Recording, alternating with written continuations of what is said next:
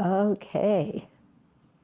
So before we start, let's just take a minute, watch our breath, let the mind settle down, and then we'll generate our motivation. And then I'll turn the floor over to all of you. So you can ask what you're interested in, what you want to know. Okay, so come back to your breath.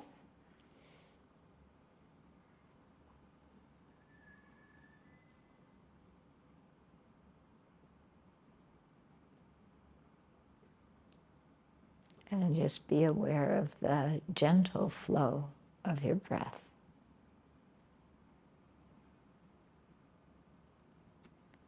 And then let's generate our motivation. So there's countless sentient beings, and we're one sentient being. So from that viewpoint, comparing one to countless, we're not a very big deal. On the other hand, one sentient being can have a very big effect on other sentient beings. Somebody who is very violent can cause suffering to many beings.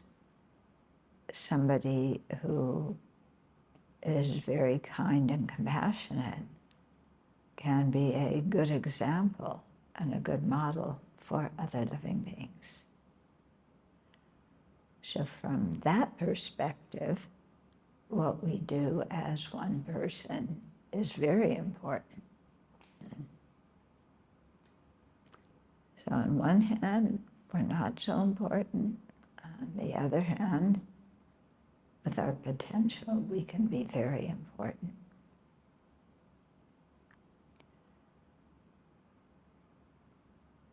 So let's generate the wish not to be important, but to use our time and our talents and our potential in a way that will, in the long term, benefit all living beings. And so let's spend this time really questioning our self-centered thought, our ignorance, anger, and attachment. And let's use this time to develop our compassion and wisdom and other good qualities. And in that way, we make our life useful, not just for ourselves, but we become able to make a positive contribution to the lives of many, many beings. So take a moment and cultivate that motivation.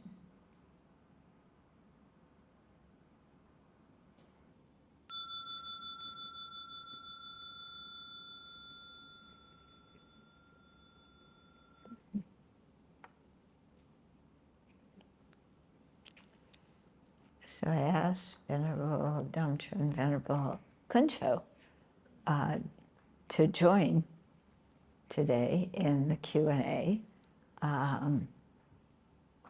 because they may have something, you may want to address your questions to them, not just to me. So I didn't plan anything because I was told it was a question and answer session. And questions come before answers. Answers sometimes come, sometimes not. But anyway, it's your turn to start. So please feel free to ask whatever you like to me or to the other two venerables. And of course, everybody sits quietly at the beginning because you don't want to ask the first question because maybe your question's stupid and then everybody will think you're stupid. So you sit there not saying anything and you're stupid.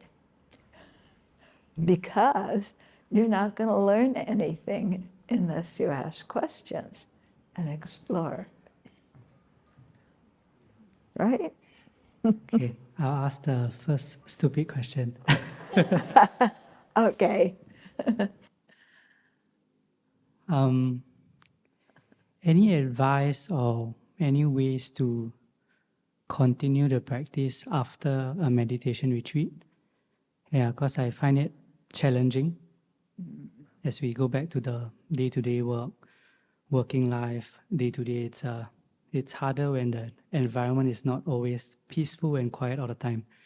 So we'd love to hear your words of encouragement on this. Yeah. Yeah, that's a question that comes up a lot because your retreat experience, you kind of chill out, you slow down, you become more peaceful. And then you leave, and the first thing you do when you get in a car is turn on the radio with some rock music full blast. And then you go out to Starbucks and get some coffee because you couldn't have any coffee during the retreat. That's terrible. And then you go home and, well, you don't even wait until you get home. You take out your phone. And what did you miss when you were in retreat?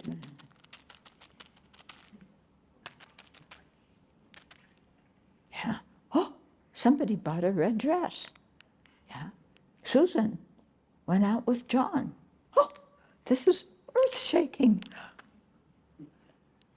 And then all your concentration is gone, isn't it? Okay. But why did it disappear like that? Look what you engaged in as soon as you left.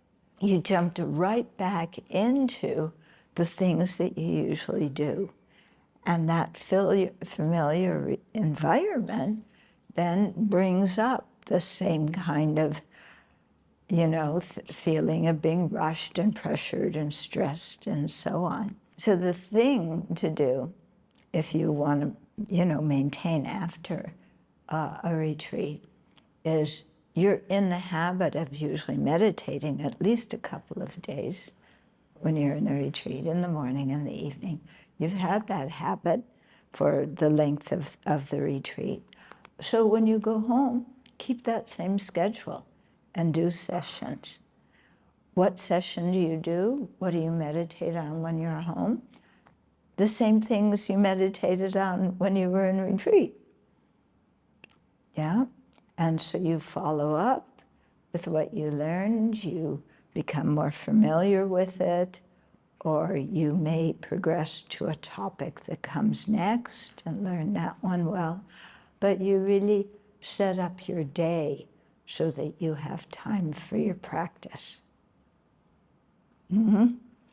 And a big thing is, this thing that's glued onto your hand? Yeah, actually it's not glued on. I think that your hand just completely grew on top of it such that you cannot separate yourself. Yeah, have you noticed people walking down the street? Yeah, there was one guy when we were taking a walk today, he just completely like this, walking. Fortunately, we were right in front of him. He stopped, but he didn't take his eyes off his phone. Yeah. When you become addicted to your phone, yeah, then your whole world shrinks. It's not that your world expanded. Your world shrinks to about 3 inches by 6 inches. Yeah, and you forget what it's like to talk to a real live human being. Yeah, and because you're so used to everything being on a screen. Yeah, and that is very stifling for us, because I think contact with other living beings gives our lives a lot of meaning, you know? I mean, we're born from human beings, we learn from human beings, we're dependent on other human beings to stay alive. And yet, we look at a screen all day. Yeah? I heard a story about a couple that met on, some kind of dating app. So they were emailing back and forth, and it's going great, and they're really liking each other, and this is really cool. And, going back and forth, and they said, oh, we should really meet sometime. So they went, and they met at one of their houses, and they were talking together in the same room, and it just wasn't the same as texting or emailing. It was such a letdown. So one of them went back into another room, and they started texting and emailing again, because that was much more exciting than talking to a real live person. Yeah? That's crazy, isn't it? That's crazy. Yeah. Because when you're online like that, you can't feel the presence of somebody else. You can't see what their body language tells you, what their tone of voice tells you. Yeah, you can't see their faces clearly, so just see the expressions. And because people communicate a lot besides words, by their expressions, how they move their body, their voice. But you miss all of that, yeah, because you're just like,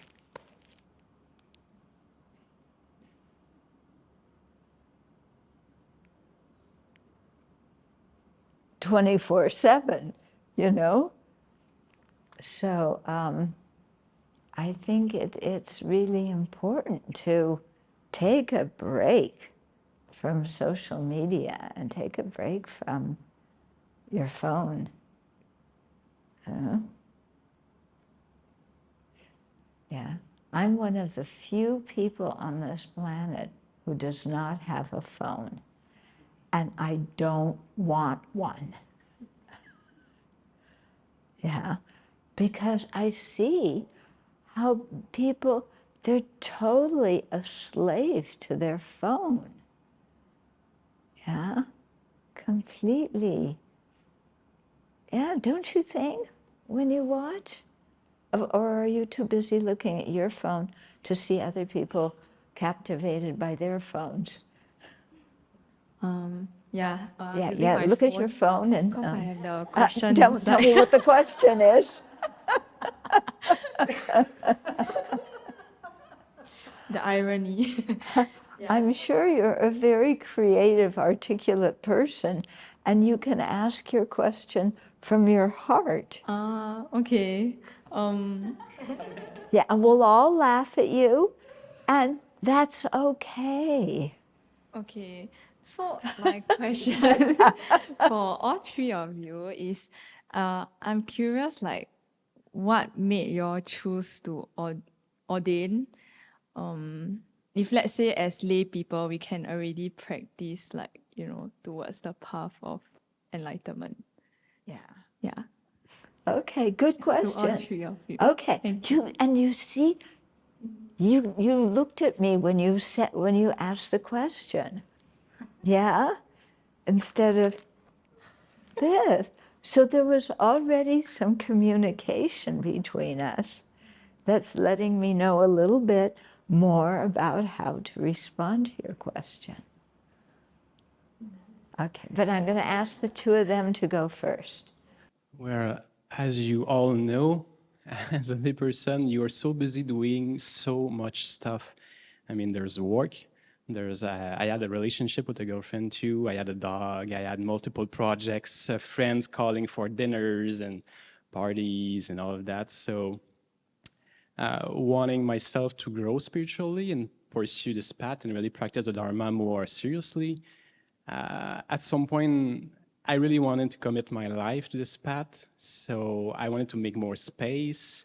And the more I was practicing, the more I was feeling that this was the most conducive circumstances for me would be to be a monastic and to live in a monastery, because there are way less distractions.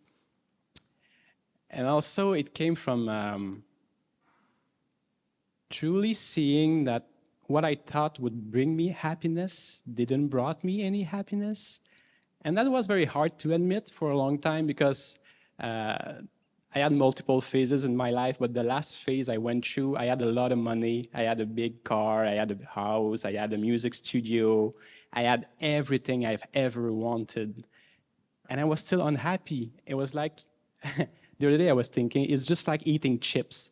I mean, every sense pleasure that I was having was like kind of scratching for some flavor, but nothing was really nourishing for myself. So I was just distracting myself with lots of stuff like having success, a good reputation, money, all of that.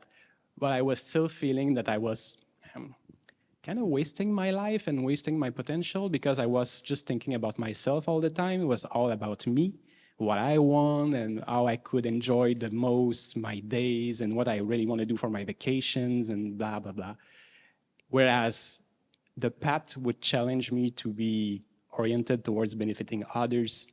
And when I was successful a little bit on doing that from time to time, I could feel that the nourishment that I was getting from benefiting others, from thinking outside or just my own belly button and trying to, stretch myself, I felt a lot of like what I was looking for: meaning, nourishment, a sense of purpose. So yeah, that's a short story, the short way to say it. But yeah, for me, that was the best way to really nourish my heart and to grow in the Dharma.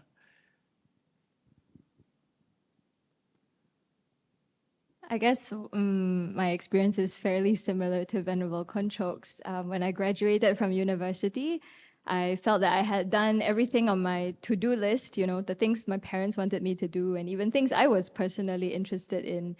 And when I graduated, I won a lot of prizes and I had done everything everyone wanted me to do, but I was just really, really miserable.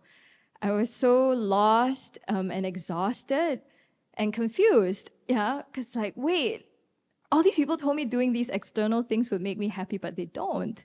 And that's what got me starting to look inward. And at that time at university, I had already met the Dharma, but you just go for a short retreat and then forget about it or go on with your life.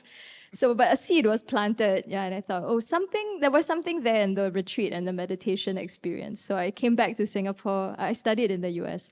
Then I came back and I started to study at Bright Hill Temple and just learn the Dharma. And along the way, just this aspiration to ordain ripened. It came to mind, just the idea that this would be a very peaceful and joyful way of life.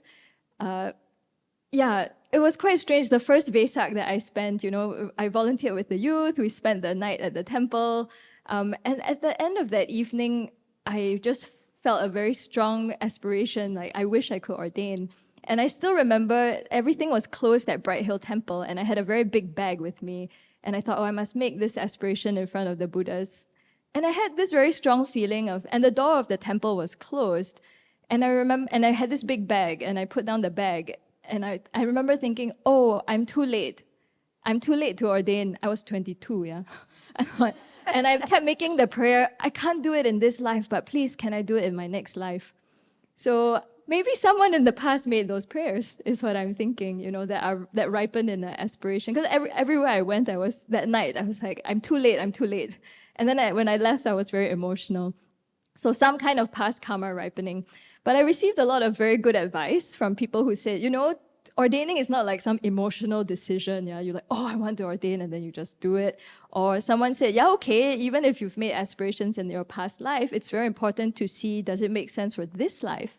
And the most important thing is to study, to practice, and to really deepen your understanding of the four truths for the noble beings. Yeah, four noble truths. So that's what I tried to do. And then along the way, I got very distracted. I met a very nice Buddhist man and thought about settling down with a nice Buddhist man. But along the way, at the same time, I also met venerable children. So, anyhow, causes and conditions came together for me to support her on a trip in Indonesia. And that's where I really saw firsthand how a monastic lives, how she dealt with day-to-day issues. And what was very inspiring was to just see how she was constantly benefiting whoever was in front of her. And just stable and calm, you know. And I thought, honestly, none of my bosses were stable or calm. So when I looked at that, I thought, I don't want to turn out, like this person in their 50s, 60s, and just so trying to make everybody do and succeed, and people don't listen to them, they cry, they emotionally blackmail us. Anyway, that was my impression at the time, and I thought, I don't want to do that. I don't want to have 2 cars and roster my 4 parents to care for my 6 children or whatever, Well, no, she had 2 kids, yeah, but anyway, so no. And then I looked at this way of life and I thought, it seems a lot more meaningful. And so eventually I quit my job. I left the nice Buddhist man and went to the monastery to explore. And it turned out, it was a good fit. Yeah, we have a whole slow process of joining the Abbey. And that's been very helpful, like to go and train as a layperson, to live in precepts and then see if it's a good fit. And I was just really, really happy. And I would say that 11 years on, I remain happy with this way of life. Oh. I want that one too. I want more. More microphones. Won't work well. That's true. So when I was young, I always wondered, what's the purpose of my life? Yeah, that was a big question for me. What's the purpose of my life? When I die, when I look back, what will I have done that has any value? Because I looked at my parents' life. I had very nice parents. They were successful according to societal norms. But I didn't want to duplicate their life, It wasn't interesting to me. And I felt like, there has to be something that is more meaningful. And I knew it must have something to do with being of benefit to other living beings, but I didn't know what. Okay, so I traveled, I finished school, and then I traveled a lot, then I worked, and the traveling was really wonderful because I met a lot of different people. I learned a lot about the world. And then in the process of doing that, what happened? Again, there was still that whole time of traveling, this thing of, well, what's the purpose of my life? And when I came back to the States, I went to a Buddhist course taught by 2 Tibetan lamas. And the first thing they said was, you don't have to believe anything we say. I thought, good. Yeah, because at that point in my life, I was so sick of people telling me the truth with a capital T, and that just to be quiet, don't ask questions, and believe. And it's like, I can't do that. Yeah, I can't make myself believe something. I'm a very questioning person, curious person. So I listened to the Course, and it began to answer a lot of the questions that I had through the years. When I came back from the Course, I did a retreat with a few people, and then set up a daily meditation practice. And the lamas had a monastery in hello. The monastery, the lamas had a monastery outside of Kathmandu. And I always had a feeling in my life that if I I don't want to die with regret. I don't want to die having given up or neglected an opportunity. Yes, we know you're there.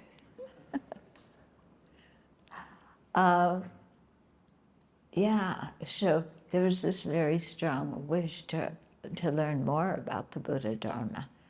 Yeah, so I quit my job and I went back to Nepal and India. I had been there before, and my parents are freaking out.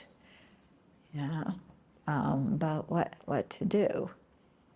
Anyway, once I got there, I, participated in the monastery life, and I liked it, and the teachings were fantastic, and my teachers really embodied in their lives what they were teaching. So I saw that the Buddhist teachings weren't phony baloney. There were really people who practiced them, and that what it did to them really made a difference. They were really they were very compassionate, and they also had the ability to laugh at themselves. Yeah.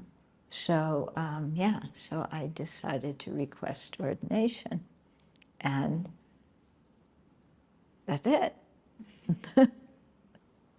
I want to what extent is there mystics in Tibetan Buddhism as compared to other branch of Buddhism?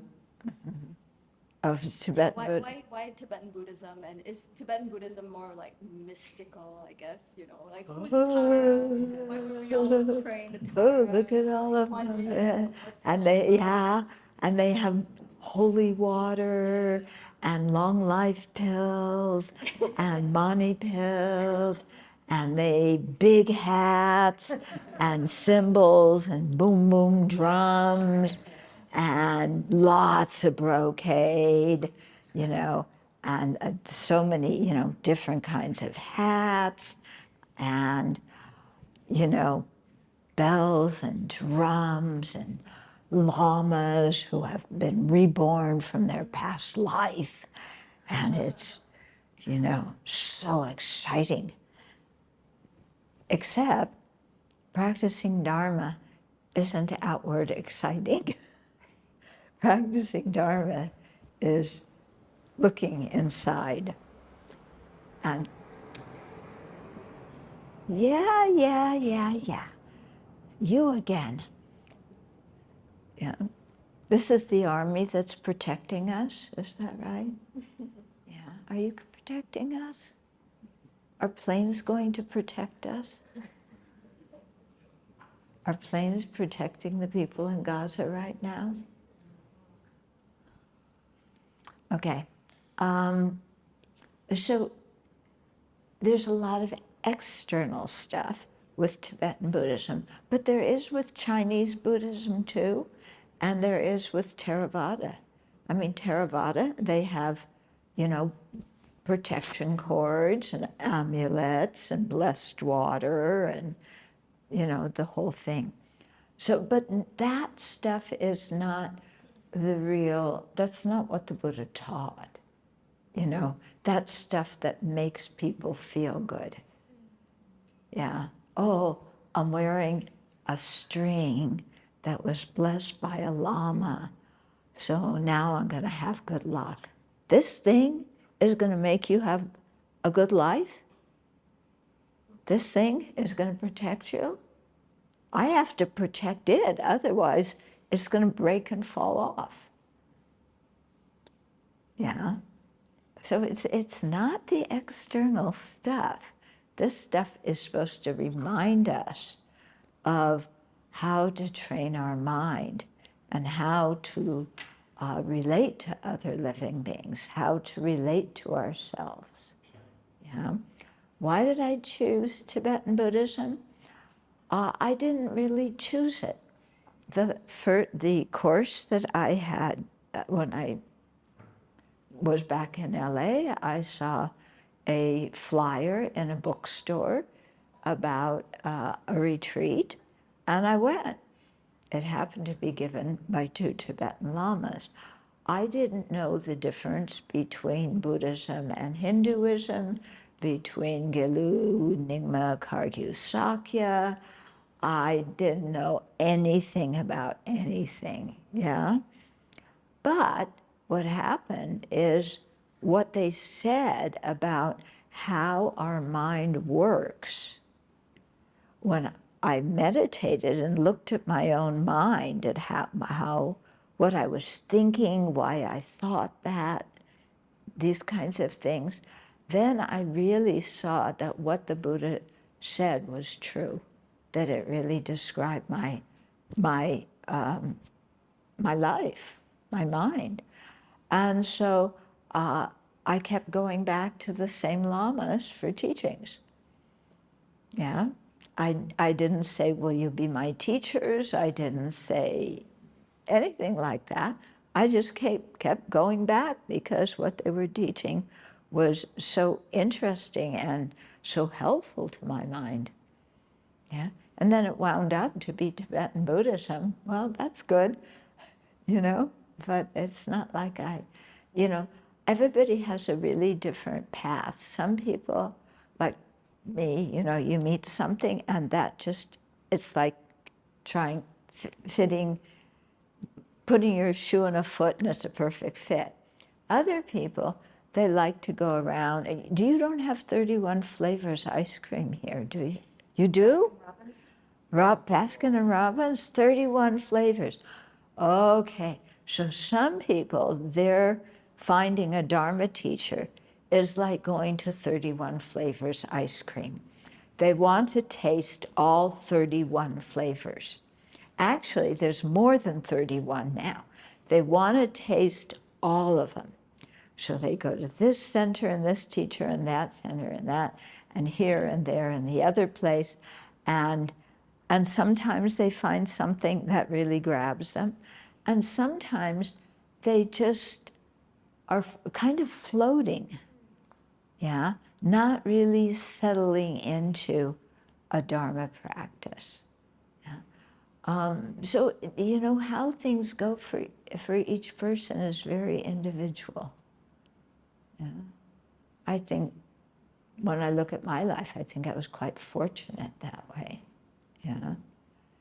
Because I happened to meet really, really good teachers right off the bat. And the teachers you meet and the people that you accept as your teachers, yeah, then that's really important because they're the ones who are going to lead you. So, we're the ones who choose our teachers.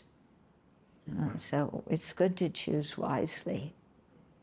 So this is less a question and more a prompt for Venerable Demcho.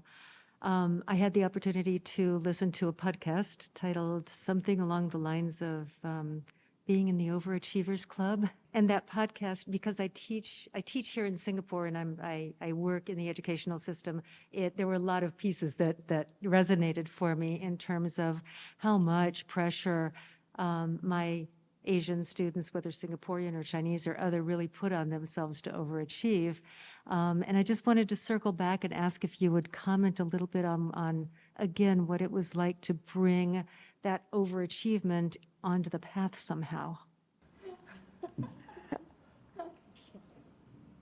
Actually, you should direct the question to Venerable Children too, because we have a high achievers neurotic society at the Abbey, and she's the president. Yeah, I'm just the secretary. Yeah. This idea of taking it onto the path, let's just say I wasn't even aware of being, quote, quote, an overachiever for a very long time. And it's Venerable Children who helped me a lot with even learning to identify this mind in a very gentle way. Because if you are a true overachiever, you are never, ever good enough. So I always thought I was always second best. I'm never the best. So I can't be a real overachiever if I'm not the best. Or the kinds of school environments I went to, the standard we were functioning at was just normal. Like the class average is 91 out of 100. Anything less is like below average. You get what I mean? So that was the world I lived in. I didn't even know I had these standards for myself.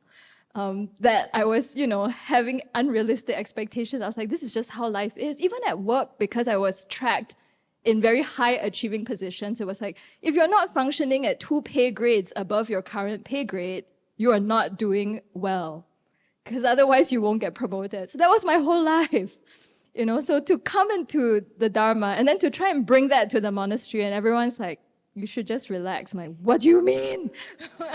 What do you mean relax? You have to have a plan. What are you studying for retreat? Here, these are all the things I'm doing, And then I'm like, I'm not those people with the spreadsheet. I'm a bit calmer, so I'm okay. But it's the same kind of mind that's always looking for some external standard to measure yourself against. And when you don't have it, you just feel lost and you don't have no idea how to evaluate yourself.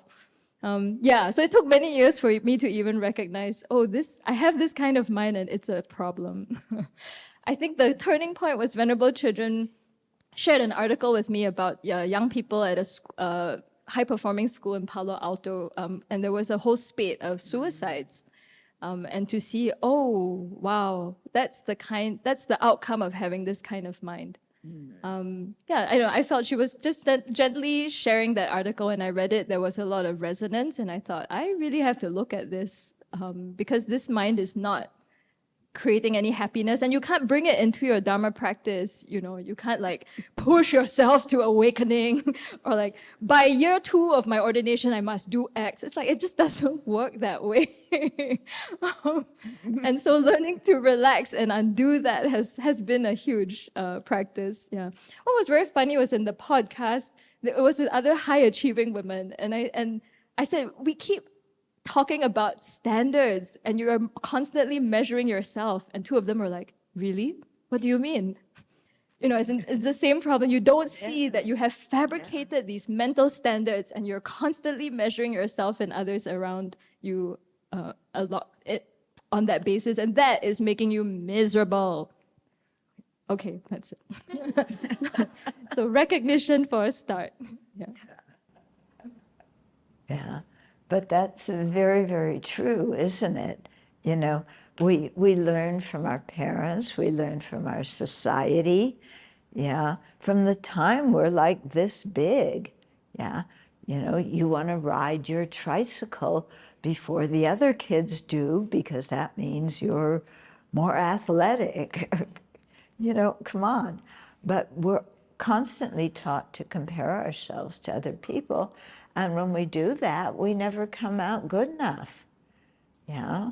Somebody else is always better. And then our whole life goes feeling like, I'm not good enough, I'm not good enough. And And then from there, we start really, the mind really degenerates, from I'm not good enough to I'm really bad. And then the quality of your self-talk really degenerates until sometimes, you've dug yourself in a hole of being so bad that then you flip it, and now I'm the best one in the world. I've done this, I've done that, these people haven't done it, I've achieved this and that, and look at me. And you start to think that you're really something special. So it's a very extreme kind of mental state, and none of it is true. That's the weird thing. None of it is true. We're not the worst person. We're not the best person. Nobody else is comparing us to everybody else. This is a self-made prison. And it really stifles our creativity a lot, I think. Because we're always, I got to be like this, I got to be like that. And then sometimes your parents say, why can't you be like fill in the blank? And And sometimes it's a cousin, sometimes it's the person next door. But why can't you be like, or so-and-so's mother and father are so proud of their son or daughter. Hint, hint, hint, hint. Yeah. And then you internalize that, but it's all very fake. Yeah, it's all very fake. Just,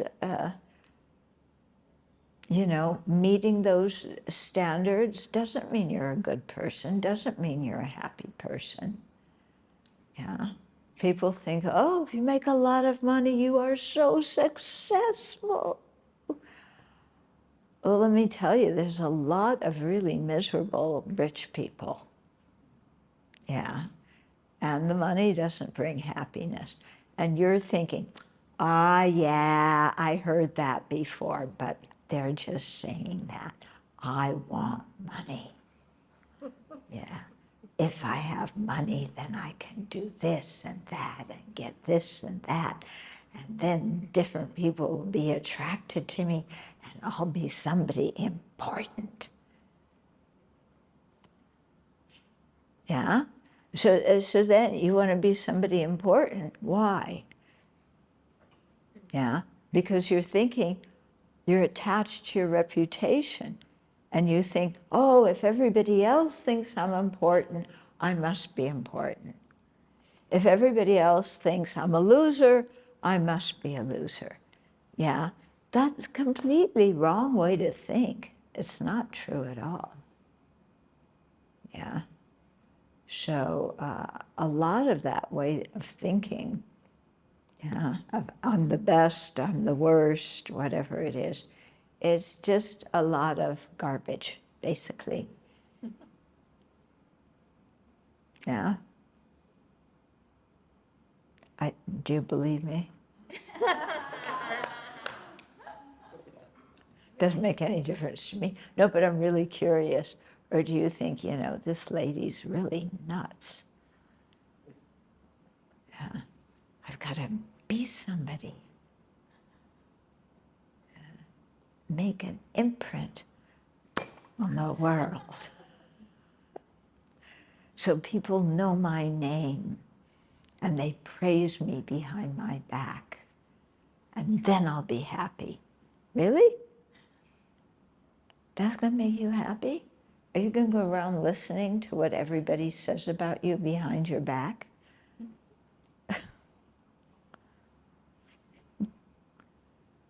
Okay. So the thing is that we have to develop the ability to evaluate our own actions, to know what our own ethical standards are, and to live by our own values and our own principles. Yeah? Because if we don't know what our values are, yeah, if we have no kind of feeling of ethical value to anything, then we just go crazy in our behavior. Yeah? And we do all sorts of things. Lots of people think we're fun. Yeah? But inside, we don't feel very good about ourselves. Yeah?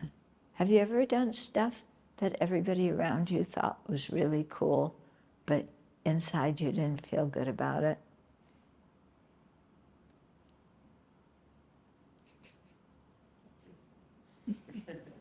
Who, me? Oh, I don't do that. Well, I did. Yeah.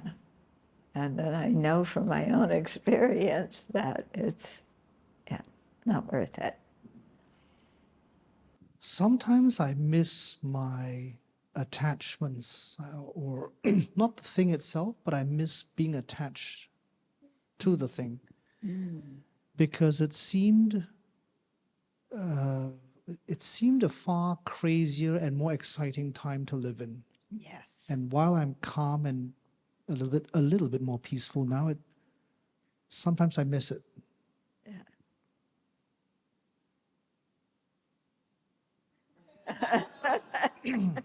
And I'm wondering if I should take a taste or stay far away. What do I do with that? Okay. Yeah, that's very common, you know, for those of us who led lives with high attachment, which is, I think, almost everybody. And this is why the Buddha said that attachment is an affliction, and afflictions interfere with happiness and peaceful mind. But the thing, attachment is so tricky because when it's strong in our mind, we feel happy because we've got what we wanted, at least for that moment. Okay?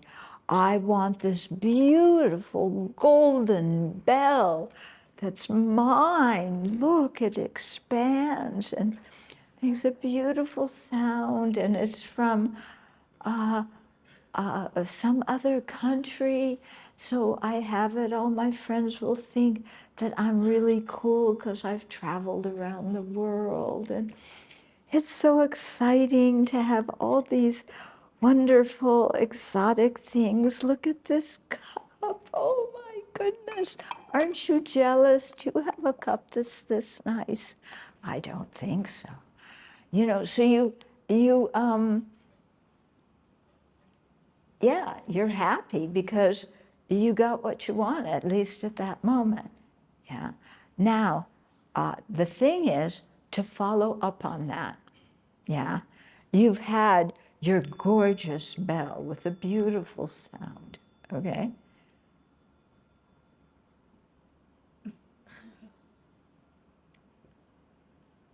Is it that exciting? You know, you've had it for a while. At the beginning, it's so exciting. You can go,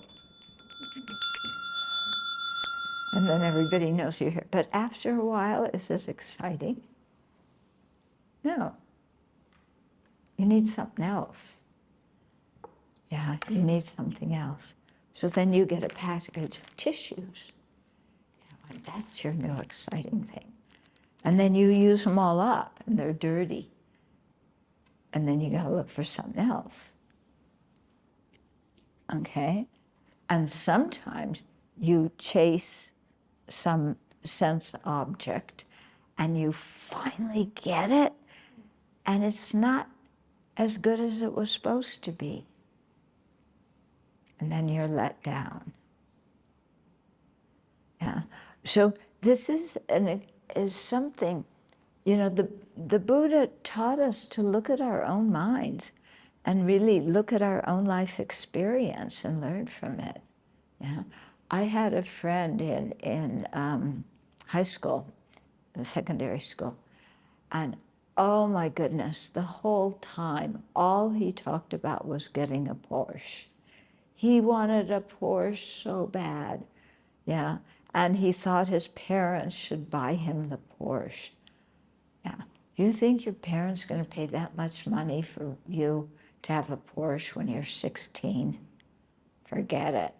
Anyway, so he really wanted this Porsche. Anyway, he finished school, he went to work, he got the money, he bought a Porsche. He was over the moon happy because he finally had the car of his desire.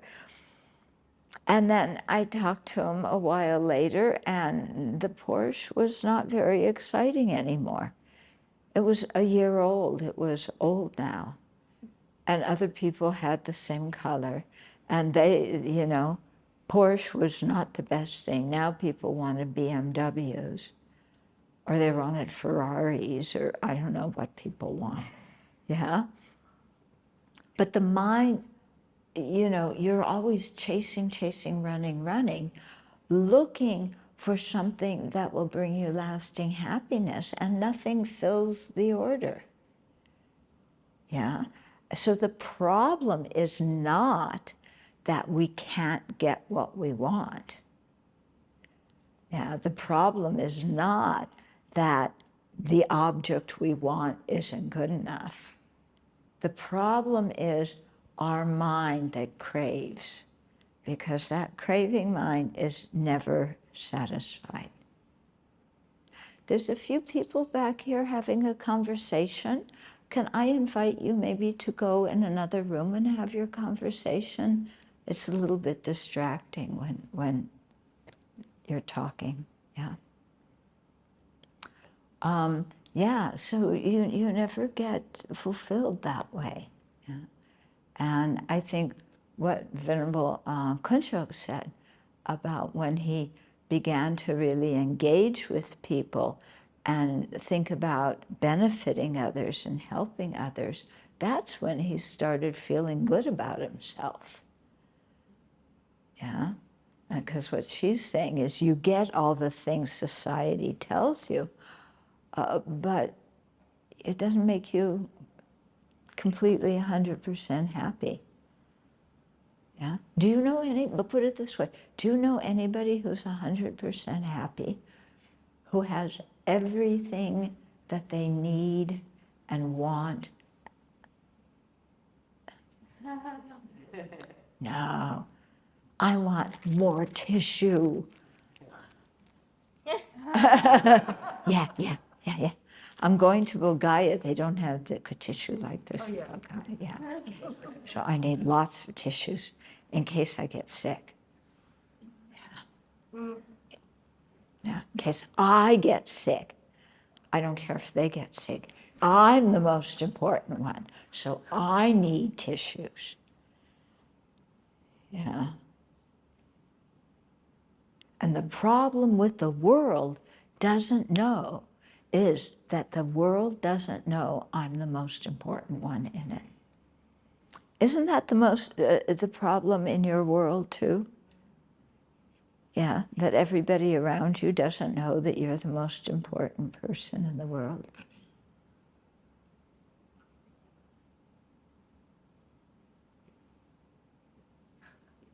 Well, yeah, they think they are. Yeah, that's what's wrong with the world. They think they are more important.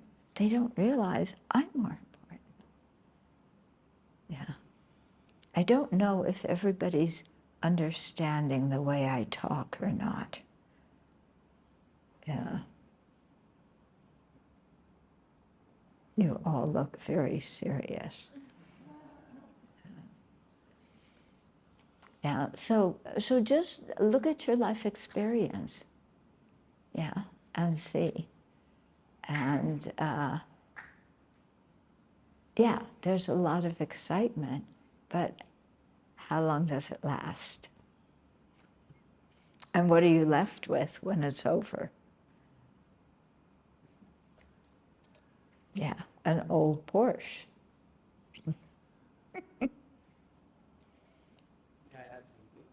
I noticed that I have a lot of my previous subjects of attachment coming back when I'm half committed to my practice, when I'm being very lazy. And even as a monastic, you cannot imagine the number of ways that I've found to avoid doing my practices or finding excuses that I'm too busy to go sit down and meditate or do some analytic meditation on topics that I've studied, this kind of stuff. So when I'm practicing just halfway, just like putting my feet in and out, foot in and out all the time, then I really miss out all the joy that I can get from my spiritual practice. And last winter retreat, I did the exercise of like listing all the joys, all the forms of happiness that I find in my practice. And I had this huge list. And it's all over in the sutras too. The Buddha taught about that. So the joy of blamelessness, for example, when you keep your precepts well, when you don't harm others, there's a lot of joy in that, having a sense of confidence that you're a good person. Look, I have not yelled at anyone today, so that's good because I used to do that a lot. So I can rejoice in that. And then the joy from having a good meditation session, the mental states that I can develop when I'm on the cushion, the joys of rejoicing at other people's qualities. There's so much joy in this path. But if I don't really do my practices, then I don't get this happiness, this joy from the practice. So what I do, of course, I go back to my old objects of attachment, and I see that it's so clear. I eat more, I I'm on YouTube and I was looking at a teaching, and then the teaching video ends, and then suddenly, like, you know how YouTube like propose other videos to watch. I start clicking stuff, and then I just get distracted. So I'm looking for, yeah, old objects of attachment. Yeah, so I don't know, this is something that I noticed. So I have a question which is regarding how do we balance between serving other people and serving yourself? Because personally, I feel like the way to avoid being self-critical is to focus on serving other people, but then that places too much value in how other people value your own services. So then it ties back to like, if people don't value me, then I have no value. So how do you find the balance between like serving others and yourself? One of you want to answer that? Okay. So you're saying that a lot of happiness comes from serving others, but sometimes when you serve others, then you get a little bit proud, or what?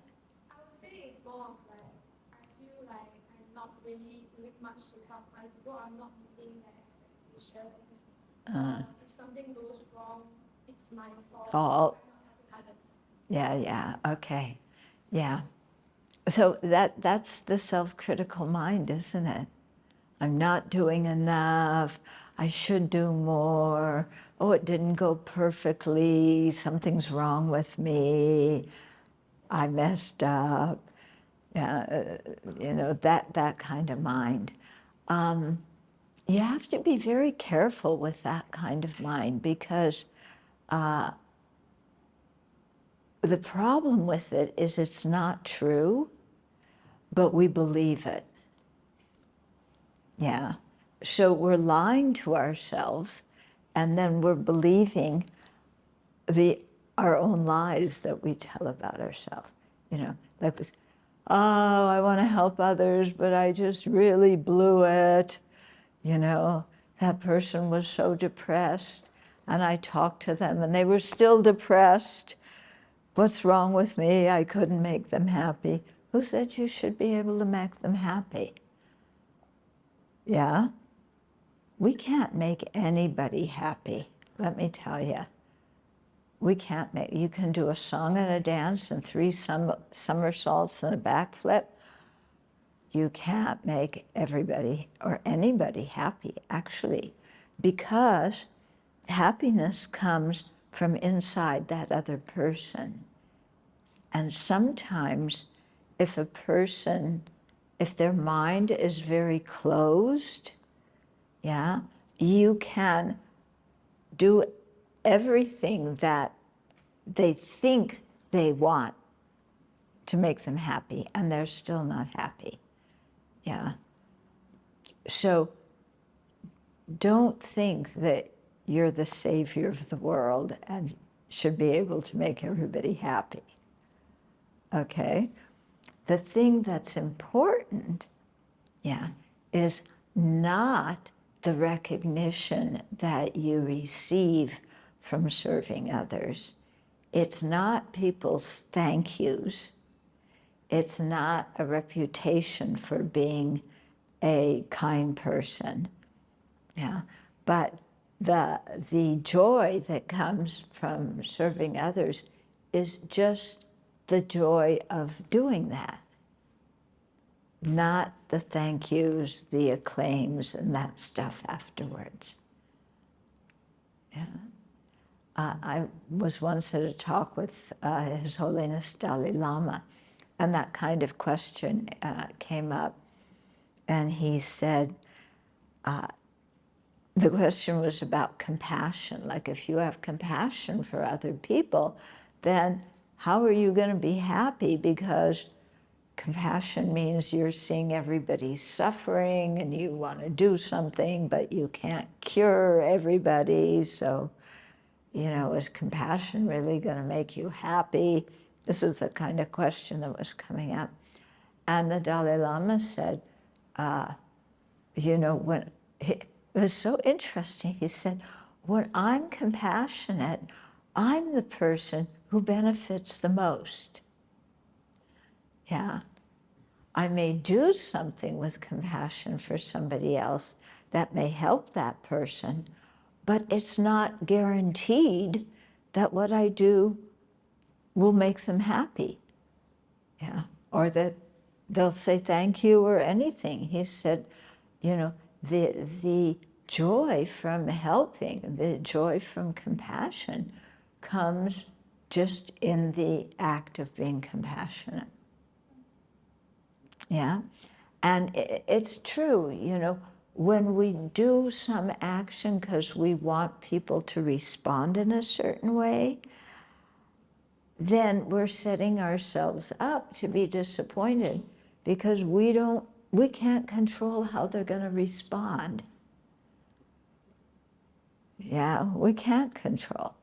But if we do something just for the joy of doing it, and then we give other people the freedom to accept what we give if we're serving them, or maybe they don't feel like it, that's okay too, then we're saving ourselves from a lot of misery. Yeah? And you just have the happiness from giving. Does that make some sense to you? Yeah. Venerable, if I can just add on to that question, one of the things that I personally struggle with in my practice is balancing compassion and wisdom. And I see that reflected in my day-to-day life. For example, as a people manager that manage a team, I find a lot of joy in unlocking potential of people, but sometimes it also comes with having the courage to give feedback and having difficult conversations. How do you find courage to do that and, balance compassion and wisdom at the same time? Yeah.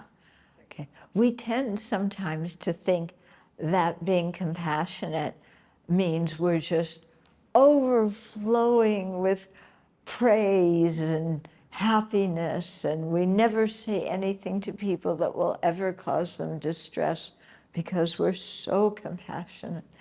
That's actually not what compassion is. Yeah, compassion is wanting somebody to be free of suffering and the causes of suffering.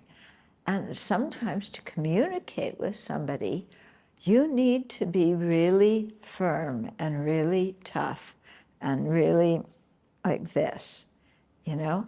And if all of a sudden attachment to your reputation comes up and like, oh, I just said something directly and now they're not going to like me anymore. Oh, yeah. And then were you really being compassionate in the first place, or were you just trying to get some praise? Yeah.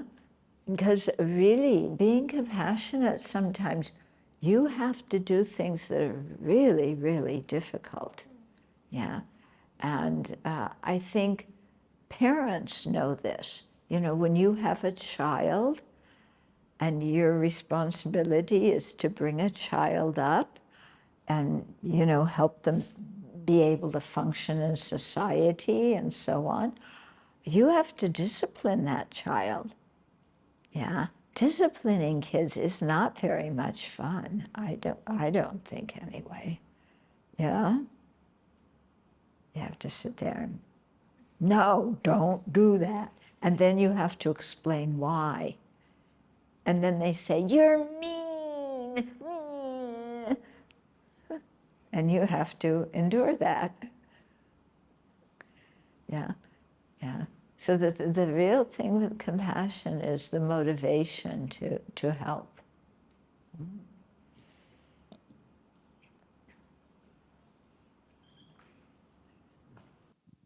Good evening, Venerables, and thank you very much for being here.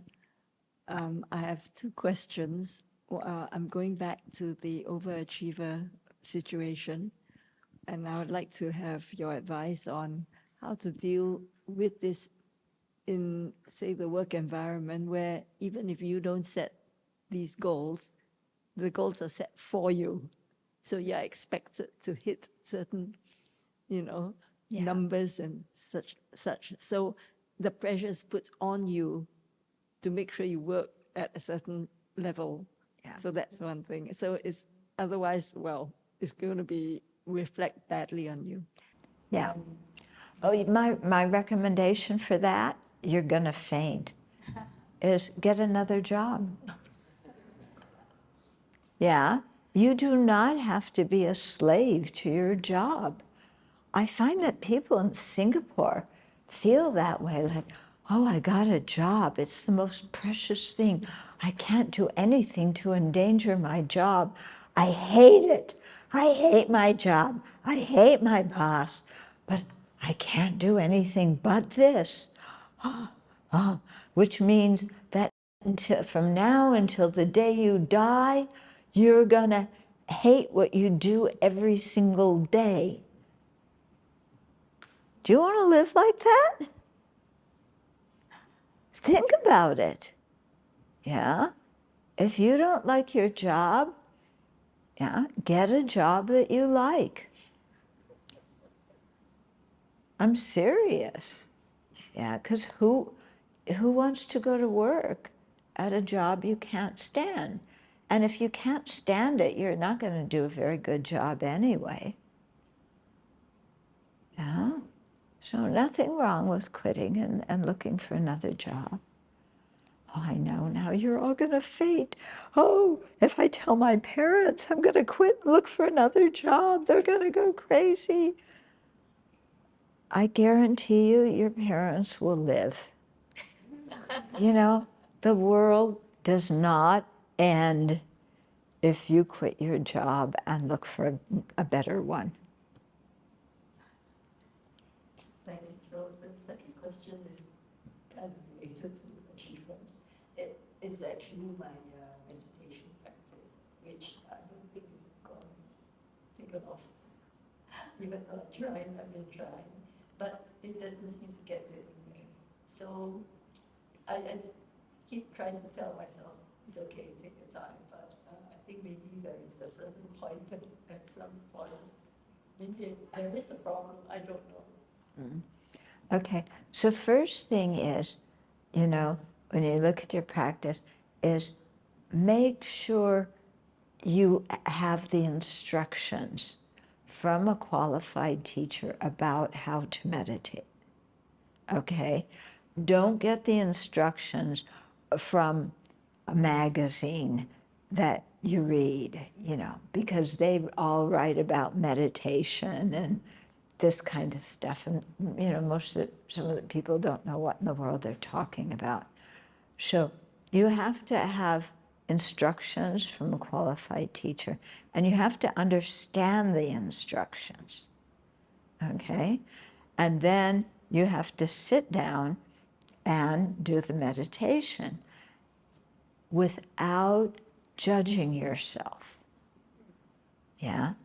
But we tend to judge ourselves a lot. So, oh, I sat down, I'm meditating on loving compassion, but then I started thinking of somebody I can't stand. Oh, I'm a failure, I can't meditate. My loving compassion disappeared into hatred. What's wrong with me? Nothing's wrong with you. You're a sentient being with a distracted mind who's trying to learn to meditate. Yeah? I mean, this is what happens to everybody when they're learning. And you know what? It's going to be a long time before you can concentrate really well. So the thing is, you know, set up a realistic meditation practice. You know, concentration is good, but the whole practice isn't just about concentration. And somebody mentioned analytic meditation. This is another kind of meditation where you are thinking about what the Buddha taught. So you take a topic that he taught, and you, in your mind or on paper, you write out an outline of the important points. And then when you sit down to meditate, you think about each point, one after the other, and you relate each point to your life. That's the real thing, to relate it to your life. And then you really are testing out the Dharma, and you're also learning about your own life. Yeah. And then also with meditation, you have to practice consistently. Yeah. Once a week isn't going to do it. Yeah. Some people say, well, I can't meditate every day, so on Saturday, I'm going to meditate for 2 hours. Yeah, and then the rest of the week, I'm too busy. Yeah, you can sit and meditate for 2 hours where the rest of the week you can't even sit still for 10 minutes. That's a little bit unrealistic. Better to do 10 or 15 minutes a day, and forget the, forget the 2-hour one when it's something that's too much for you right now. Mm-hmm. And I'll also tell you another secret. When you're in a place where they're studying and meditating, everybody will, if you open your eyes during the meditation session, you check out, okay, who's meditating? You look at everybody and you think, they're in samadhi. Total, perfect concentration, samadhi. It's only me who's distracted. They're all doing it perfectly, experiencing great bliss in the jhanas. No, they're just as distracted as you are. Yeah. And it just takes practice and familiarity. Don't compare yourself to other people.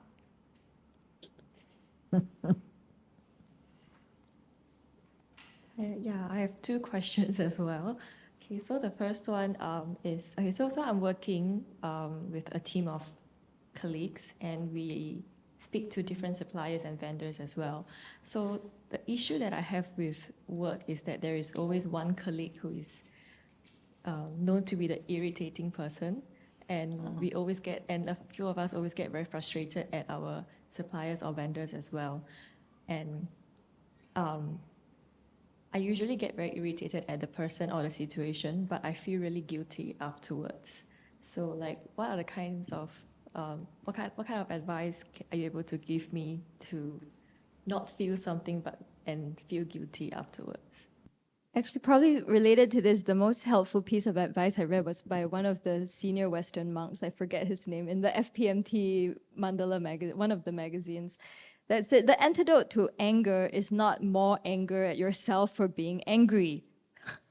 The antidote to anger is a whole different state of mind. Yeah, it's cultivating loving kindness. So that for me was the first clue. I get angry at all kinds of things and I immediately judge myself for being angry. And that's the guilt, yeah? Oh, how could I have gotten angry? Duh, because I'm an ordinary sentient being. But, so it took a while for me to just catch that is not helping the situation, sitting there and feeling guilty about it. So then I could finally start, the metaphor that helped for me was you're just adding more fuel to the fire. Yeah, the fire's burning and there you are just putting more in. So first I had to stop being angry that I was angry. Then I could actually deal with the anger. And I guess some of it's conditioning too, where we're, I don't know, maybe as a woman, you're not supposed to feel angry. You should be happy all the time. You should present like you're okay. Yeah, you should always be pleasant. So there was all this shame tied up with getting angry. I'm like, what? Yeah, so learning to undo all that kind of thinking, and then finally getting to, oh, okay, there's anger, and there are all these teachings about it. The Venerable's written a whole book about it. There are reams of teachings. Then you can start applying the antidotes. I think one retreat I sat where I got to see a tremendous amount of anger come up, and I felt so like, I'm such a bad person. Then I went to see Venerable Children for a retreat interview, and I described my situation. And she said, oh, you're just seeing another level of anger. It's normal. go back, keep working on it. I'm like, oh, okay. So maybe what's helpful is if you don't see the dirt, you can't clean it up. Yeah, so at least for a start, okay, you see that you get irritated with your colleague and these suppliers. So now you have a choice. Yeah, you want to continue. You want to direct the anger at yourself. You want to direct it at that colleague and keep bouncing back and forth, or do you want to think in a different way that might make you happier? Then you can get the book Working with Anger. I mean, it's going to take a long time to go into the antidotes, but there's so many that the Buddha taught, and you should just try them out. I just one thing that I would like to add. I was working with a very difficult colleague. I was new in a company, and I got promoted as the boss. And he was working there for 20 years or something like that. And he was like, 50-something years old. I was, 20-something. And I became his boss. He was so pissed at me. And he made my life, a nightmare. Like, he would pick faults just trying to create obstacles. Every single day was very, very difficult, and he had a really bad temper. And the way that I found to have a good relation with him is being really patient. That was super difficult because he was always confronting me in front of other people. So that was super difficult to stay calm. But the really one good thing that I found was asking him to help me. I was playing dumb a little bit. So I was pretending and I didn't know how to do certain things and just put my pride aside. And I would just go and ask him, could you help me figure that out? I have no idea how to do that. Or I messed up something. Could you come and just help me with that? Even though I could do the thing myself and I was perfectly okay doing something myself. And then he would find he would be really nice with me. And then we started having a very good relationship just because instead of, feeling threatened by me, I was trying to create this relation where I had him feel that he was needed and appreciated in our team, and that worked really, really well. So I don't know about this person you're working with, but with this very difficult person I had, that worked fantastic, and we became friends after a couple of years. It took some time, but I was patient. That's okay. slowly. Okay, so I thought about my second question when you mentioned the word depressed earlier. Okay, how would you help or give advice to someone who is clinically depressed or has clinical anxiety? So I know some of the things that people always advise is worrying does not get you anywhere, or you should always be staying in the present. But sometimes it's very difficult to control your emotions, and being depressed is not the same as not being happy. So what kind of things would you say to help someone who, Are you talking about somebody else that you want to help, or are you talking about yourself? Both. Both. Okay, because people often come and, I want to help my friend who has such and such a problem. And it's like, oh, yeah. Again, I'm the savior. I'm going to save somebody else, but I don't have that problem. So it's good, that you recognize, okay, that you're also talking about yourself. Depression, there's so many different kinds of depression, and there's different reasons for depression. So I think it really depends on the individual. Some kinds of depression have to do with chemical imbalance in the brain, in which case you need to go to a doctor and take meds. Some depression comes because of this whole thing of self-criticism, comparing ourselves to others, and then I'm not good enough, and that whole rotten movie. Yeah. Some depression comes because what he was saying, you get something you really like and then you have to separate from it. So it really depends on the situation and what's going on.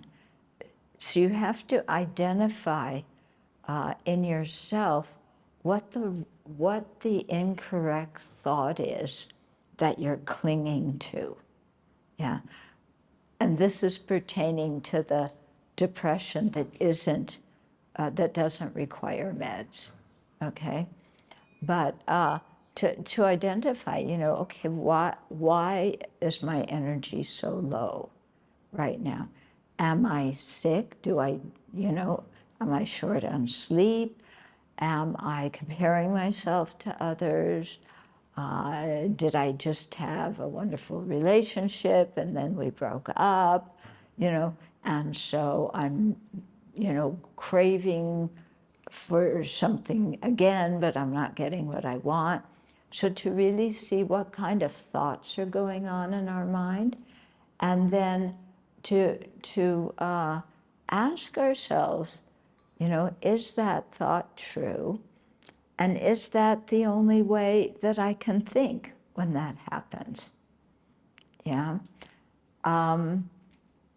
There's one thing that I do that I find works well. It took me a while to learn this, is when things don't go the way I want them to, or maybe I get criticized, or I'm let down, or I'm embarrassed, I'm humiliated because I made a mess of something, and then everybody knows I made a mess of something. I found in those situations that it's very helpful to say to myself, that's good. It's good that other people are seeing that I made a mess. It's good that I'm not as good as other people. So to take that thought and how to say, yeah, it's like somebody doesn't like me. Oh, it's good they don't like me. Well, why is it good that they don't like me? Well, because maybe my motivation for wanting to be friends with them was kind of rotten. And so by their seeing that and not liking me, they're waking me up to my own bad behavior. Okay, are you getting what I'm saying? That, sometimes when things aren't going the way we want, we're not really acting real well. Maybe we're trying to manipulate somebody. We're focused on our reputation. We're trying to impress somebody. And so people will see that and they won't like us. Yeah. And then to say, well, that's good. Yeah. I mean, look the way I'm behaving. I wouldn't like somebody like that either. So I need to change. Yeah. So it's the thing is, somebody not liking me, somebody not seeing my faults, to be able to say to yourself, that's okay. That's okay. I don't have to be perfect. Because what does perfect mean? Yeah, it means I do everything that somebody wants at the time they want me to do it. But different people want me to do different things at different times and at the same time. And I can't please them all. Yeah. So somebody's mad at me, somebody doesn't like me. If I had no intention to harm them, let it go.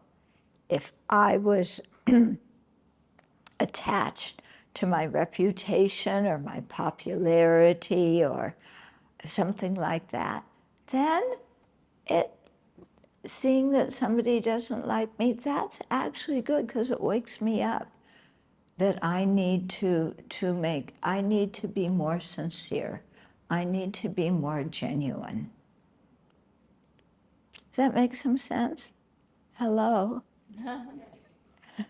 I have to see you behind somebody. Yeah.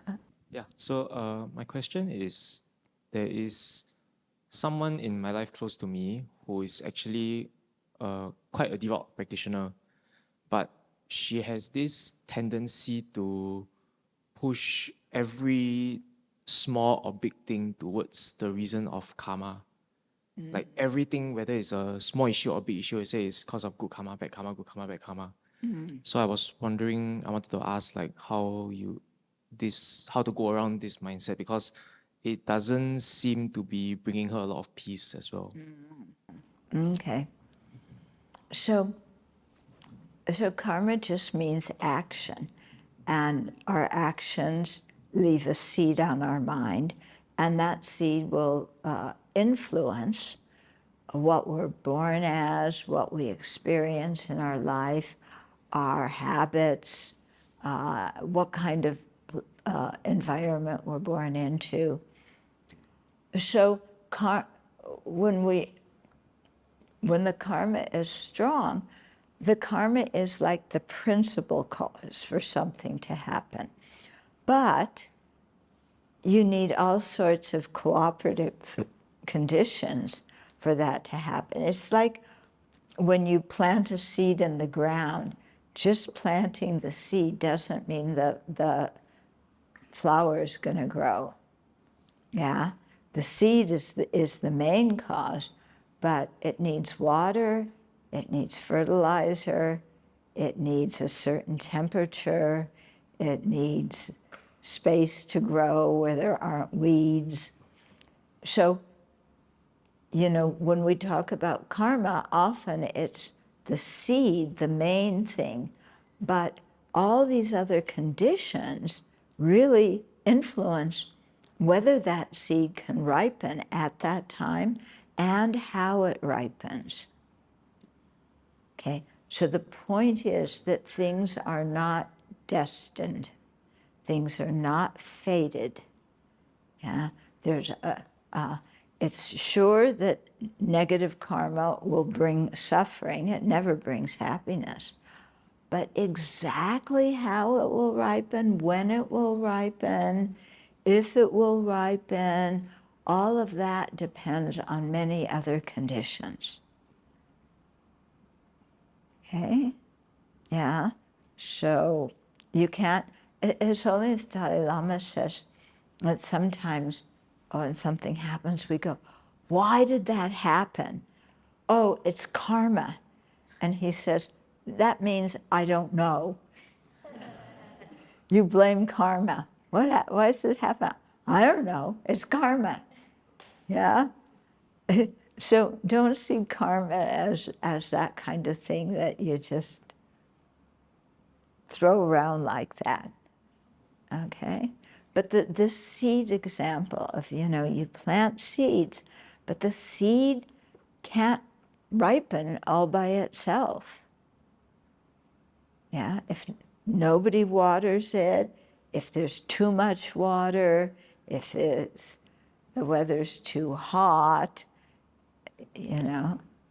So there's all sorts of things that can influence. Mm-hmm. So it might be good to get a Dharma book that talks a little bit more about karma and kind of give it to your friend. Hey, you should read this. But you have to read it first. Thank you, Venerable. So I know it's also getting late, so we'll take that as the last question so that Venerables can rest. But thank you so much, Venerable Chodron, Venerable Damcho, and Venerable Konchok for your candid sharing and your Dharma wisdom. And thank you all for your questions that's closest to your heart.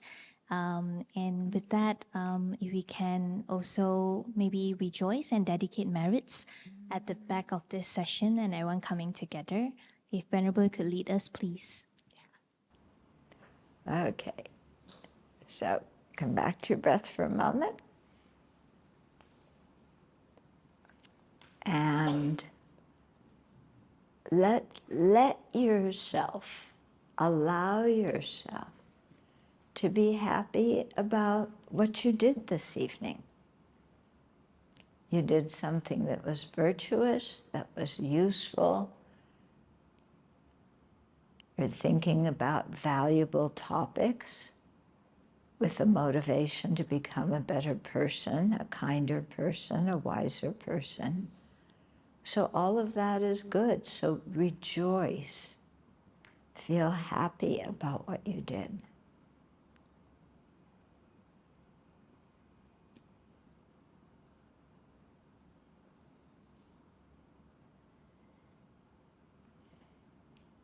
And rejoice at what everybody else in the room did too, because everybody else was expanding their mind and thinking about things from different perspectives with a good motivation.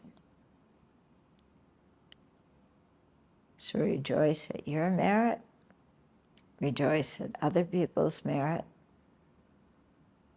rejoice at all the goodness that we created together as a group.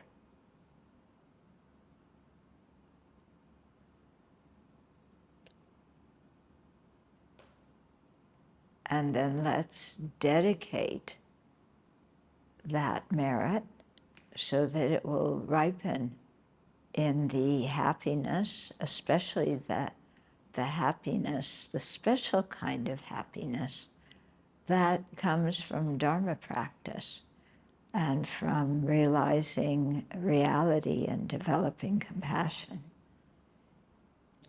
So let us dedicate our merit so that it will ripen for the benefit of each and every sentient being. You people are so fortunate to meet the Buddha's teachings when you're young. Yeah, you may not recognize that fortune now, but to meet those teachings, learn them, start contemplating them, applying them to your life. To start doing that when you're young, you're so fortunate because it can really help you have a very clear purpose in your life instead of a confused one, and know how to handle the happiness, the good circumstances and the bad circumstances that life throws at us. So really take, feel your fortune and take advantage of it and learn and practice.